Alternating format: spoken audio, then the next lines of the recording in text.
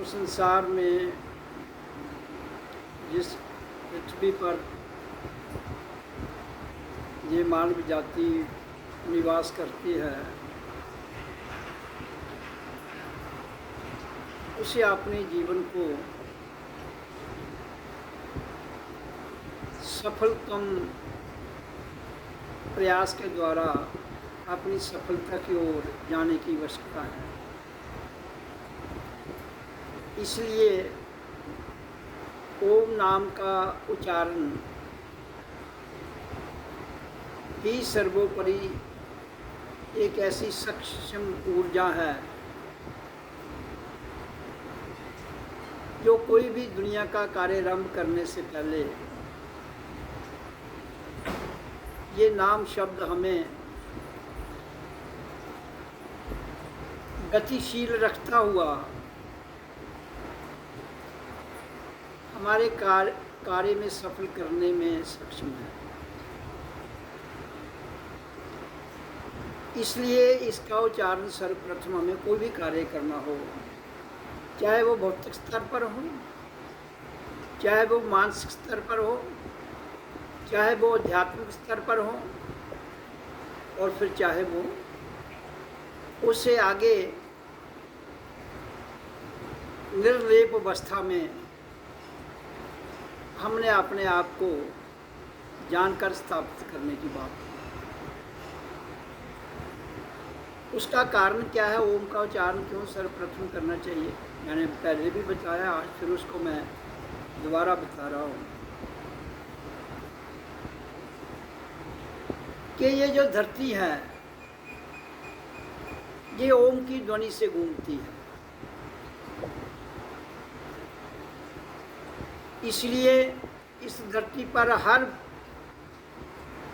पदार्थ, वो स्थूल में हो, सूक्ष्म में हो, वो इस पृथ्वी के साथ घूमता है।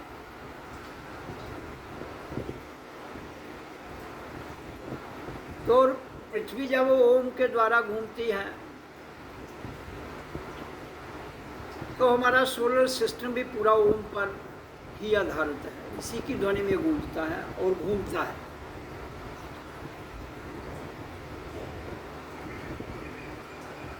उसका कारण क्या है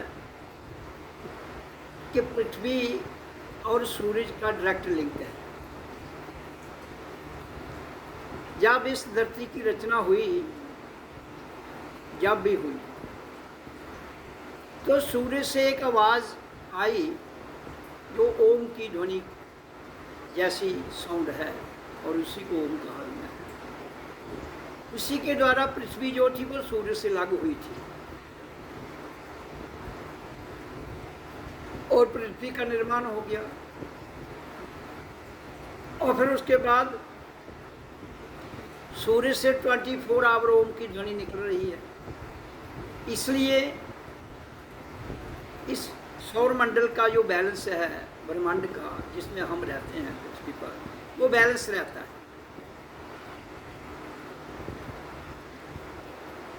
तो किसी चीज़ का जब तक बैलेंस ना हो तो वो कार्य ठीक दिशा में नहीं होगा। इसलिए दुनिया का कोई भी काम जो मैंने बताया हमने अगर करना है तो उससे पहले ओम का उच्चारण करना जरूरी है। 5 से 10 मिनट इसका उच्चारण बहुत अनिवार्य है। फिर उसके बाद आप जो भी कार्य करना चाहते हैं वो करिए।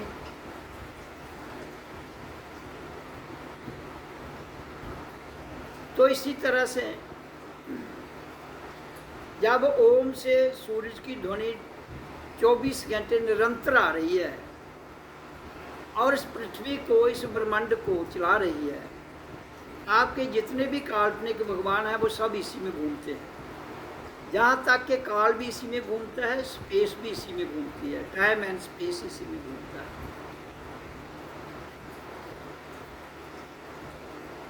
और पृथ्वी से सूर्य जो है वो 15 करोड़ किलोमीटर है। तो इसका अर्थ है ये ध्वनि जो है ये पृथ्वी से लेकर 15 करोड़ किलोमीटर तक कंट्रोल करती है। तो हमारा ब्रह्मांड जो है सूर्य लोक से लेकर पृथ्वी तक वो 15 करोड़ के डिस्टेंस पर है, तो उसके सराउंडिंग जितने प्लैनेट हैं वो सब के सब इसी की गर्दिश में आ जाते हैं। तभी तो जो 9 ग्रह हैं, उपग्रह ग्रह हैं, उनका प्रभाव इस पृथ्वी पर जितनी भी शक्तियां हैं उनसे जुड़ा हुआ है, और खासकर मानव जाति से भी उसका प्रभाव जुड़ा हुआ है।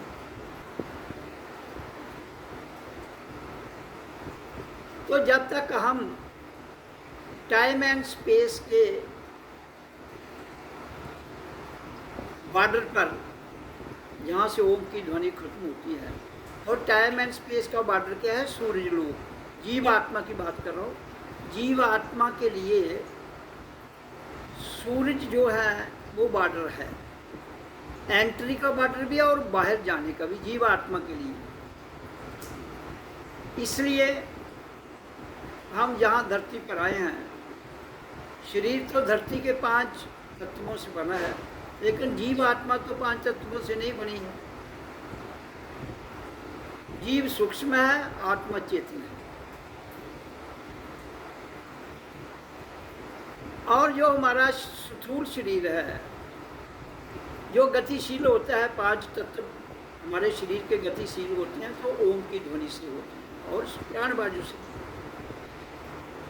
तो फिर जो सूक्ष्म जीव जन्म के समय हमारे भीतर एंटर करता है, वो इस स्थूल शरीर में अपनी एग्जिस्टेंस बना लेता है, और फिर भी शरीर में वो भी 5 तत्व के द्वारा ही उसको सब कुछ मिलता है। खाना पीना, जो हमारे स्थूल शरीर में मशीनरी है, उसके द्वारा वो सूक्ष्म जीव जो है वो इससे जुड़ जाता है, और जहाँ इंसान की लाइफ जो है वो शुरू हो जाती है। हर इंसान की लाइफ की शुरुआत इसी तरह होती है, और जिस रास्ते से हम आए हैं, सूर्य लोक से नीचे आए हैं, उसी रास्ते से वापस जाएंगे, क्योंकि जीवात्मा का एग्जिट गेट वही है। तो तभी हम अपने घर जा पाएंगे, जिसको गुरु का द्वार कहा। जैसे संत महापुरुष कहते हैं कि हमने कहाँ जाना, अपने घर, आत्मा को अपने घर जाना है। वापसी कहाँ जाना? असली घर, अपने पिया के घर।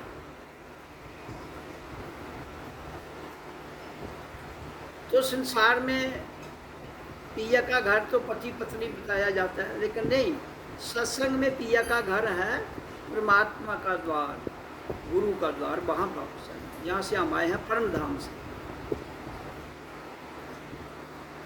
तो इसलिए अपने पिया के घर पहुँचने के लिए हमें क्या करना पड़ेगा? रास्ते तो हजारों हैं, लेकिन जब तक हम सूरज लोक में नहीं पहुँचेंगे, क्योंकि आउट गेट और इनर गेट, इनसाइड, अंदर आने का रास्ता और बाहर जाने का रास्ता वही है। आप किसी भी धर्म से जुड़े हैं, आप किसी भी संप्रदाय से जुड़े हैं, आप दुनिया का कोई मंत्र करें, आप कोई भी नाम दीक्षा लें, जब तक आप उस नाम के द्वारा अपनी भ्रिकुटी से अपने दिव्य चक्षु को, अपनी कुंडली शक्ति को जागृत नहीं कर लेते हो, तब तक आप मोक्ष के अधिकारी कभी हो ही नहीं सकते, और ना ही फिर आपकी जीवात्मा अपने पिया के घर पहुंच पाएगी, अपने गुरु के द्वार पहुंच पाएगी। तो इसलिए उसके लिए सरल जो रास्ता है, सत्संग तो एक चर्चा है, लेकिन चर्चा तो आपको प्रेरणा देती है, लेकिन आपने अपने पिया के घर जाने के लिए, जो मैं बात कह रहा हूँ, अपने सतगुरु के परम धाम जाने के लिए आपको अभ्यास करना पड़ेगा। अभ्यास में आपको रोज 3 घंटे समय देना है। तो उसमें बैठ के नाम शब्द कीजिए, उसमें बैठ के ध्यान लगाइए। तो मैंने उस पर एक सरल विधि जो हमने रखी है, जिसमें 5 से 10 मिनट ओम का उच्चारण करना है सर्वप्रथम। उसके बाद दूसरी विधि मैं जो बताता हूँ वो है ओम सो अहं ओ मैं हूँ। ये 5 अक्षर का जो नाम शब्द है, ये भीतर करना है। तो फिर इसको करते रहना है आधा घंटा, हमने घंटा भी कर सकते हैं, जितना करेंगे आप। और फिर तीसरी विधि है शांत बैठना, मौन। ये भी मौन में करना है, ओम सो अहं ओ मैं हूँ, ये भी मौन में करना है। मैं तो आपको बोलकर बता रहा हूँ, लेकिन करना मौन है। लेकिन ये दूसरी विधि है, तीसरी विधि जो मैं बताता हूँ, जिसमें केवल श्वास आ रही है जा रही है, मौन उसे देखना है। और तीसरी स्टेज में हमने अनहत नाद ध्वनि को सुनना है, और हमारा जो प्रकाश है, ज्योति जो ज्योत है, उस ज्योत को विराट में वो दिखती है, उसी में लीन होना है। आपने आप हो जाता है। आपने कुछ नहीं करना है, आपने रोज़ 3 घंटे अभ्यास के तौर पर देने हैं। और जब अभ्यास करते करते आप ये सारी बातें जो मैं बता रहा हूँ, ओम के उच्चारण के बाद मैंने बताया क्या होता है, फिर इसमें ओम सो अहं ओ मैं हूँ में क्या होता है, वो जब व्याखरी ध्वनि में जोर से उच्चारण करते हैं, उसके बाद आप शांति भाव में नाम अक्षर करते हैं। चाहे किसी भी गुरु से मंत्र लिया हो, पहले ओम का उच्चारण जरूर करिए, फिर उसके बाद अंतर का मंत्र कीजिए, तब आप पर उसका प्रभाव बड़ी शीघ्रता से होगा। तो फिर जाकर आप समझ पाओगे। नहीं तो जीवन गुजर जाता है, नाम ले लेते हैं लोग, होता कुछ नहीं है, तो उसका तो कोई फायदा नहीं ना होगा। फिर काल तो में दबोच लेगा, क्योंकि आपका किया हुआ मंत्र, आपकी की हुई पूजा वो काल और स्पेस में रहेगी, वो उसको दबोच लेगा। आप फिर वही डंडे बजाते रह जाएंगे जो पहले थे, नाम लेने से पहले थे, फिर नाम लेने के बाद भी आपका वही हाल रहा। तो ये दुनिया में फिर एक भेड़ चाल शुरू हो जाएगी, जो हो चुकी है। इसलिए ये आपका गुरु का काम है नाम दीक्षा देना या उसको देना, लेकिन मेहनत तो करना आपका काम है। हाँ, उसके बाद गुरु जिसको भी नाम दीक्षा देता है, कोई भी हो गुरु, उसने अपने शिष्यों को जरूर पूछना चाहिए कि आपकी स्थिति क्या है। अगर नहीं पूछता है तो इसका अर्थ क्या हुआ कि आदमी अंधश्रद्धा में, अंधविश्वास में धीरे धीरे डूबता जाएगा। फिर जबकि अंधश्रद्धा अंधविश्वास हमें एक दलदल की ओर ले जाएगी, एक डर की ओर ले जाएगी, एक वहम की ओर ले जाएगी, उसे निकलने की जरूरत है। परमात्मा किसी को अंधश्रद्धा में नहीं ले जाना चाहता। वो कहता है मेरे को जान। तो जानने के लिए जो तरीका है ध्यान विधि का जो मैं बता रहा हूँ, वो सबसे सरल है। तो इसलिए दुनिया का सबसे उत्तम जो रास्ता है, जो उत्तम विधि है, मैं बताता हूँ, उस पर चलने की जरूरत है। तो इसलिए अब हम ध्यान की दूसरी विधि में बैठेंगे। ओम का उच्चारण हमने कर लिया पहले, अब दूसरी विधि में बैठेंगे। मुंह में ओम सोहम ओम मैं हूँ। ओम को लंबा श्वास छोड़ना है, बाकी रूटीन में आप लेते रहेंगे। अब ध्यान विधि के लिए बैठते हैं। दूसरी विधि है इसकी, पहली तो हमने कर दी, दूसरी में बैठे।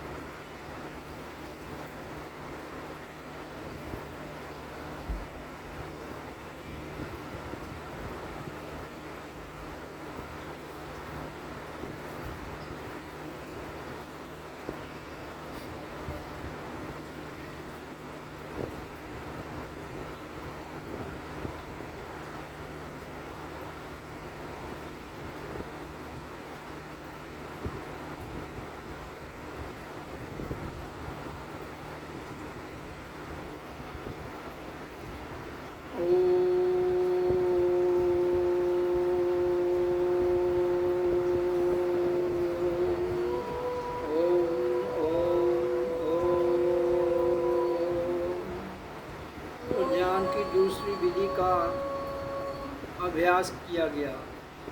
तो प्रथम विधि का भी अभ्यास किया, ओम का उच्चारण। दूसरी विधि का भी, जिसमें सो ओम, सो अहम, ओम मैं हूँ, इसका भी अभ्यास किया गया। तो ये अभ्यास पहले 5 से 10 मिनट ओम का उच्चारण, आधा घंटा इसको करना है। ओम, सो अहम, ओम मैं हूँ। अब इसकी तीसरी विधि आरंभ होगी, जिसमें हमने केवल श्वासों को देखना है और ध्यान भ्रिकुटी में, और अनहत नाद ध्वनि को सुनना है, जिसको ब्रह्मरंध्र नाद कहते हैं, ब्रह्मनाद भी कहते हैं जिसको, उसको सुनना है। वो अपने भीतर से आती है। ओम का उच्चारण तो हम करते हैं ना, उसे करना नहीं है, वो खुद आएगी। इसलिए सांस आ रही है जा रही है, नाक से वो देखो और ध्यान आगे चक्र से परमधाम तक, और फिर उसमें जो आपको वो आवाज़ सुनाई देती है उसको सुनो। ओम ओम ओम लटक से ध्यान, जिसमें केवल श्वास आ रही है जा रही है देखना, कोई नाम शब्द भी नहीं बोल रहा है इसमें। शाम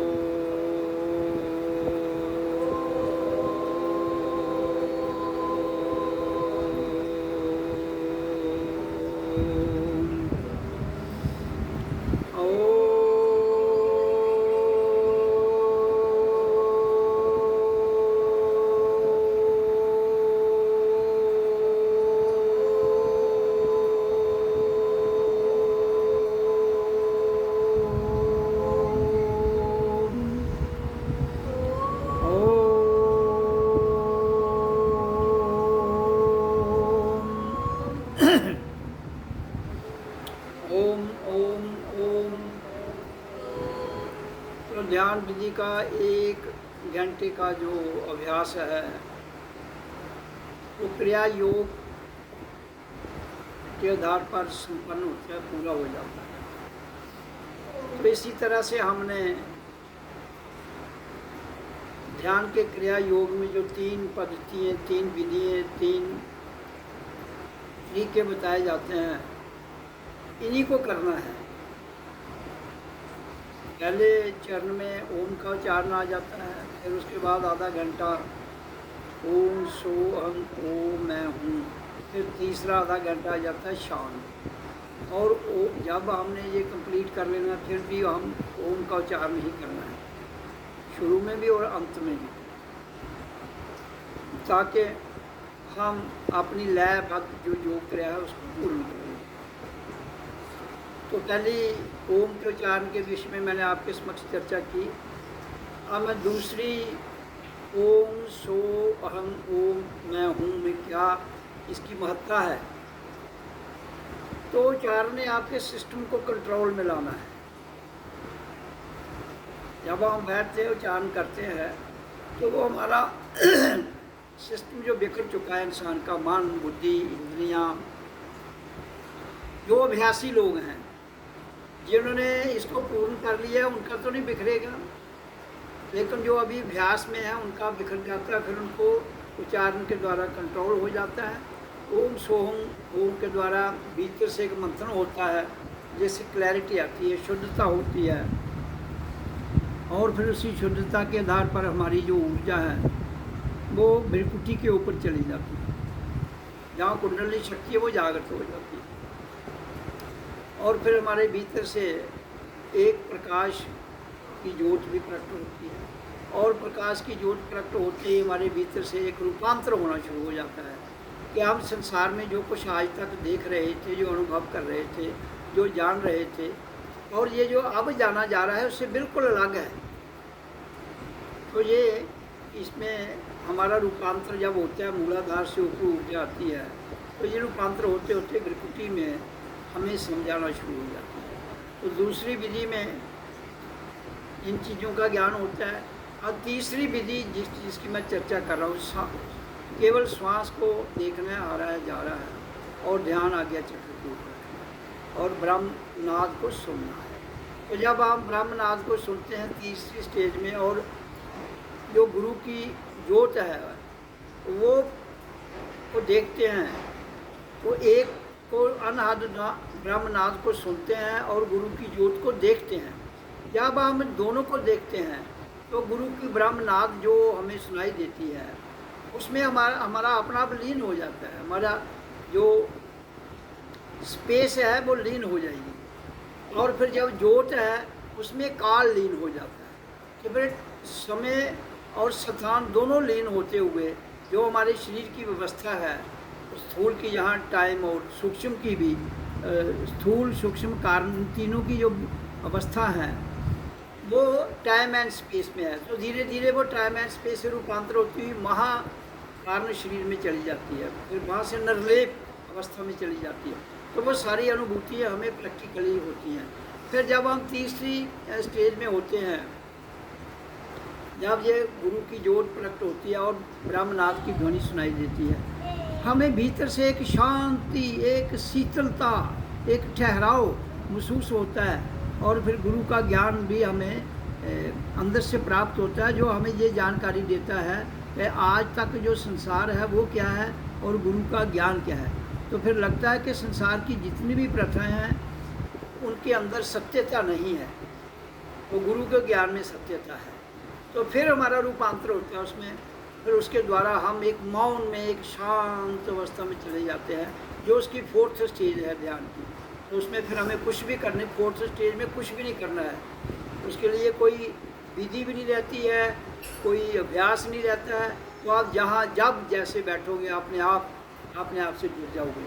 वो फिर आपका एक 24 घंटे के भीतर एक ऐसे रूटीन बन जाती है, जब 24 घंटे में आपका कभी भी ऑटोमेटिक ध्यान लग जाता है, जब आदमी उस ध्यान में जाके अपने आप में एक लीन हो जाता है, जहाँ से फिर वो अपने आप से जुड़कर उस परमात्मा के आनंद से जुड़ जाता है, जहाँ कंप्लीट मौन है। तो इसलिए ये सारी जो सिद्धांत हैं जीवन के, वो तो प्रकृति में है। गुरु के द्वार में तो कुछ है ही नहीं, वहाँ तो केवल आनंद, शांति, शीतलता और एक ऐसा आनंद है कि जिसका व्याख्या नहीं किया जा सकता। तो ये जब तक लोग इस 4th स्टेज में नहीं जाएंगे मौन की, तब तक बंधुओं काल नहीं छोड़ेगा उन्हें, टाइम एंड स्पेस नहीं छोड़ेगी, तो फिर जहाँ काल ही घुमाता रहेगा। इसलिए मैं बड़ी स्पष्ट वाणी में बोलता हूँ, जो संसार में गुरु उतरे हैं, क्या उन्होंने उस काल को, समय, काल और स्थान को क्रॉस करके अपने आप को जान लिया है? अगर जाना है, एक तो किताबें पढ़कर जानने की बात है, एक भीतर से अनुभूति करना है, प्रत्यक्ष में जानना है। किताबों से जाना हुआ, किताबों से रटा हुआ, वो हमारे किसी कार्य का नहीं है। वो इसी तरह जैसे सत्संग की चर्चा की जाती है, तो सत्संग एक चर्चा है, और इसी तरह किताबों में भी वो चर्चा का वर्णन है। लेकिन हमें जो जीवन मिला है, ये किस लिए मिला है? ये तो हमें स्वयं में जानना है कि मैं कौन हूँ। ये हमें स्वयं में जानना है कि मैं किस लिए आया हूँ। ये तो हमें स्वयं में जानना है कि जहाँ हमारा रिश्ता क्या है। जहाँ तो कोई रिश्ता नहीं है, जहाँ तो हम इस देह में आए हैं, रिश्ता तो देह का किसी देह से होगा, और परमात्मा का तो कोई रिश्ता नहीं है किसी से, क्योंकि यहाँ का ढांचा जहाँ ही रह जाएगा, तो उस ढांचे से परमात्मा ने कुछ लेना देना नहीं है। हाँ, उसके द्वारा हम परमात्मा को जान सकते हैं। उस ढांचे के द्वारा जब जीव इसमें भीतर सूक्ष्म में आता है, तो स्थूल और सूक्ष्म दोनों जो प्राण बाजू और ध्वनि से चलते हैं, नाम से चलते हैं, फिर उस नाम के द्वारा हम उस नाम की डोर के द्वारा परमात्मा तक उसके प्रकाश को, जो इतना बड़ा पुंज है, उसमें चले जाते हैं। उसमें शीतल का आनंद है। वहाँ हमने जीते जी जाना है, मरने के बाद तो कुछ है ही नहीं। तो इसलिए तभी मैं कहता हूँ कि जब हम शरीर छोड़ते हैं कोई भी व्यक्ति, तो उसके शरीर के पास ओम का उच्चारण करो। जब तक उसका संस्कार नहीं किया जाता, तब तक उसके पास बैठकर जो भी आता है वो ओम का उच्चारण करे, और जब उसका संस्कार करना है तो तब भी ओम का उच्चारण करके उसको अग्नि के भीतर, अग्नि के बीच में समर्पित कर दिया जाए।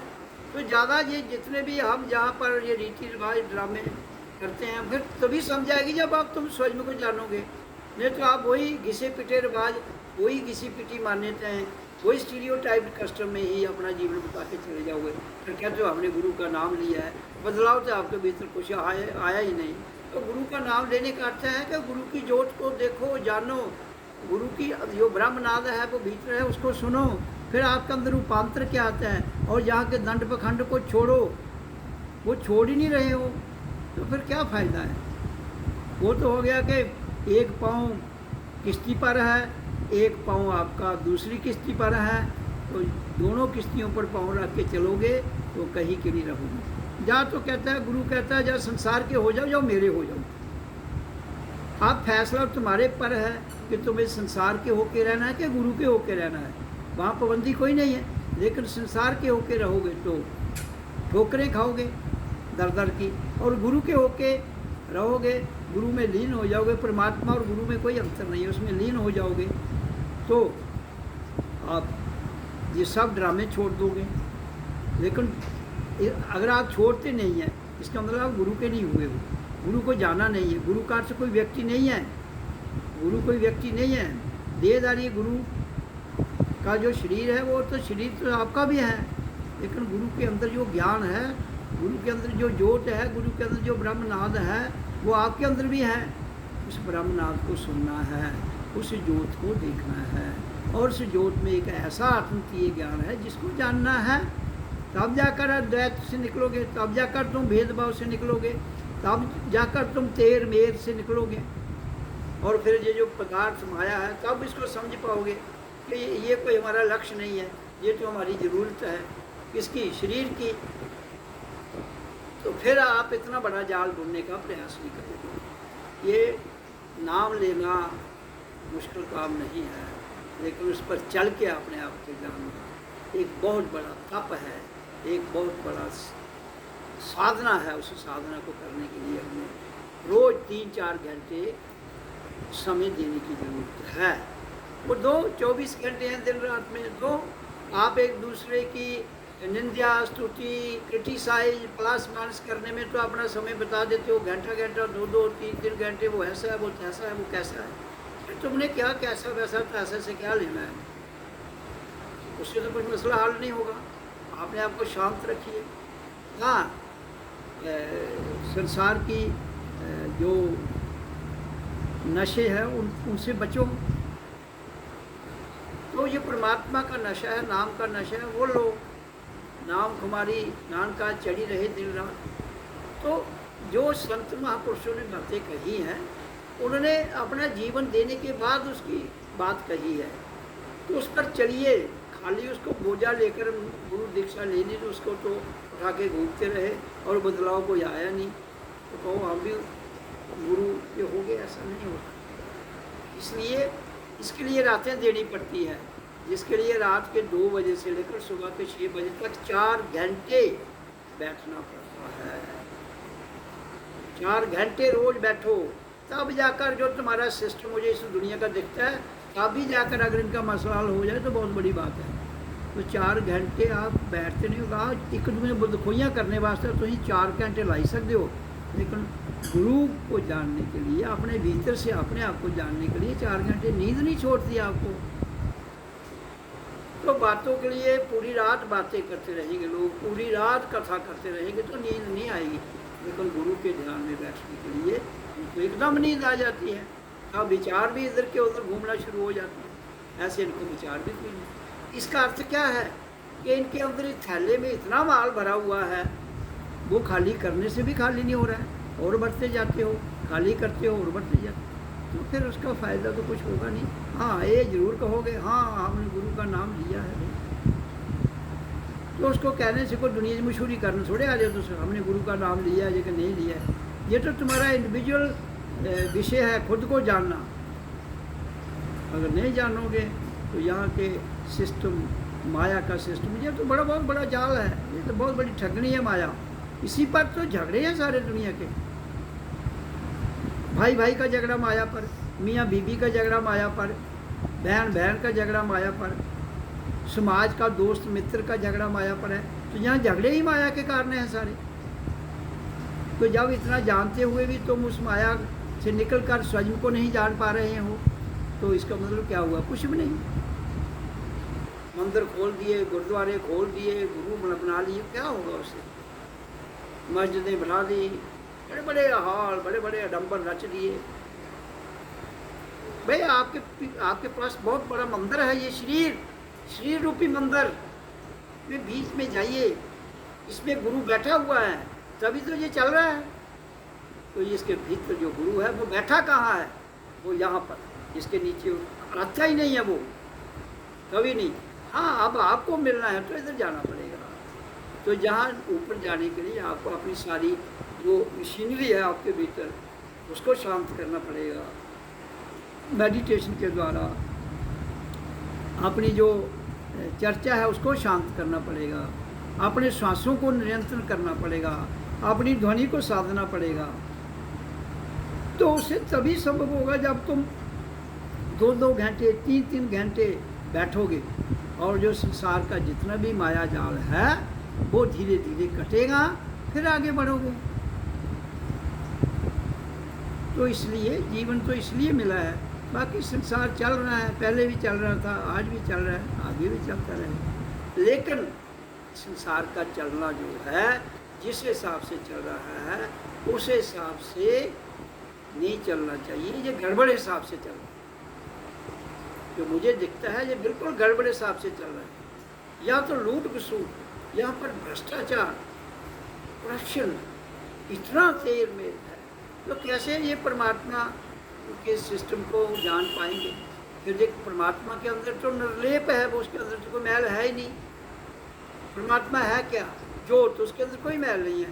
ब्रह्मनाद, उसके अंदर कोई मैल नहीं है। मौन, उसके अंदर कोई मैल है ही नहीं। आप अपनी मैल जो आपके भीतर है आपको लगती नहीं है।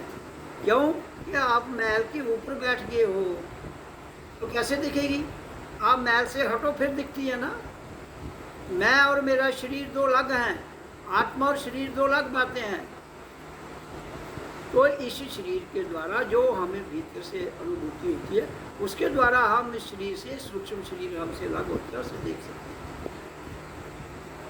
तो मैं हूँ, तो मैं क्या हूँ? आनंद। मैं आनंद स्वरूप, शिवोहम शिवोहम, चितानंद रूपं शिवोहम शिवोहम शिवोहम। तो ये जितना भी संत महापुरुषों ने निचोड़ निकाल रखा है, बताया है, वो निचोड़ आपने भी निकाल के अपने आप को जाना। आप भी तो संत हो, अब नहीं हो उस लाइन में जाते हो या जानते नहीं हो, तो फिर फ्रंत हो। तो दो ही बातें हैं, या फ्रंत बन जाओ तो फिर या संत बन जाओ। आप ना फ्रंट बनना चाहते हो ना संत बनना चाहते हो, कभी उधर डुबकी लगा लेते हो, कभी उधर डुबकी लगा लेते हो। गंगा गए तो गंगा दास, जमुना गए तो जमुना दास। ये क्यों धोखा दे रहे हो अपने आप? बहुत बड़ा धोखा। किसी को नहीं, अपने आप को दे रहे हो। इधर किसी को जवानी का जोश है, किसी को अपने चेहरे का जोश है, किसी को अपने तन का मान अभिमान है। ये तो मिट्टी की मादों के, ये मिट्टी के मादों का शरीर आपको जो मिला है, इस पर क्या करोगे? हाँ, जिसके लिए मिला है वो कर लो। मिला किसके लिए है? भजन के लिए। मिला किसके लिए? सत्य कर्म करने के लिए, इस धरती पर कर्म करने के लिए। कर्म क्यों करना है? क्योंकि अपने पेट का निर्वाह करने के लिए और अपनी सुविधा जुटाने के लिए, जो भी है, लेकिन नेक नहीं है इसके द्वारा। और फिर दूसरा है स्वयं को जानना, भजन करना। तो ये दो बातें हैं, ये कर लो। लेकिन इधर उधर की बातें, किसी के खिलाफ, कोई अच्छा है बुरा है, उसको मत कुछ कहो, वो अच्छा बुरा है उसको समझाओ। अगर मानता तो अच्छी बात है, नहीं मानता तो उसकी मौज। इसलिए मैं कहता हूँ कि जीवन के रहते हुए हमें भजन करना है और कर्म करना है। जब हम भजन में और कर्म में उतर जाएंगे, दुनिया में शांति आएगी, दुनिया में समृद्धि होगी। नहीं तो कभी कोई झगड़ा, अब देखो ये हिंदुस्तान और पाकिस्तान 1947 से एक ही थे। आज आप देखो ये 47 में लागू होने के बाद दोनों एक दूसरे के खून के प्यासे। ये क्या करोगे? एक दूसरे को मारकर क्या करोगे? हिंदुस्तान उसको जीत लेता है या वो हिंदुस्तान पर हमला करता है, क्या हो जाएगा उसको? आप अपने आप को जीतो, स्वयं को जीतो, लोगों के दिलों को जीतना है। स्वयं को जीतोगे तो दूसरे का दिल जीत लोगे। तो गोली से थोड़े किसी को जीता जाता है, गोली से मारा जाता है। शरीर का नाश होगा, उससे कुछ होने वाला नहीं। उसी पर सारे बाहु भाई, पाकिस्तान भी उसी पर, हमने ये कर दिया, हिंदुस्तान भी कहते हैं हमने ये कर दिया। क्या कर दिया भाई? 10-20 गोले तुमने फेंक दिए, 2-400 उसने फेंक दिए और आपने फेंक दिया। आपने कहा हम इनके अड्डे उड़ा दिए, और वो कहते हैं नहीं हमने इनके उड़ा दिए। तो मरने वाला तो इंसान ही है, चाहे उधर मरे चाहे यहाँ मरे। तो इसलिए ये बातें हमने बड़े ध्यान से सोचने की जरूरत है, और इसको मंथन करते हुए, सत्संग का तो वही तो अर्थ है। इसलिए जीवन को शांत भाव से गुजारिए, सहनशीलता से गुजारिए, सहज भाव से जीवन गुजारिए, फिर जाकर जीने का आनंद आएगा। जब तक है तब तक आनंद से जियो, खुश रहो, आनंद लो। ओ